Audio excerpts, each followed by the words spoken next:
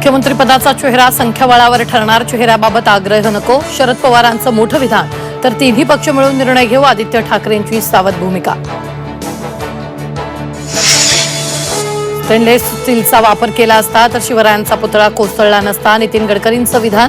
तर जाणकारांचा सल्ला घेऊन मत व्यक्त केलं असावं, शरद पवारांकडून गडकरींच्या विधानांचं कौतुक. दुसऱ्या दिवशीही एसटी कर्मचाऱ्यांचा संप सुरूच, प्रवाशांचे प्रचंड हाल. संध्याकाळच्या मुख्यमंत्र्यांच्या बैठकीकडे लक्ष, तोडगा निघणार का याची प्रतीक्षा. एसटी कर्मचाऱ्यांचं आंदोलन बेकायदेशीर, औद्योगिक न्यायालयाचे आंदोलनावर ताशेरे. तातडीनं कामावर रुजू न झाल्यास कर्मचाऱ्यांवर गुन्हा दाखल करण्याचे महामंडळाला निर्देश. एसटीची कंत्राटी पद्धतीनं चालक भरण्यासाठी जाहिरात प्रसिद्ध, एसटी कर्मचाऱ्यांचा संपामुळे जाहिरात.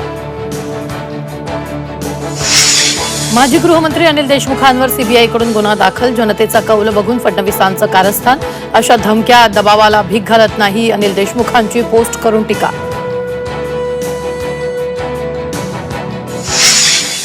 आता काय करू, जेवढी पाणी. राज्यात अतिवृष्टीमुळे शेतकऱ्यांचं मोठं नुकसान, विदर्भ मराठवाड्याला सर्वाधिक फटका. नुकसानग्रस्तांना तातडीनं मदत करा, मुख्यमंत्र्यांच्या जिल्हा प्रशासनाला सूचना.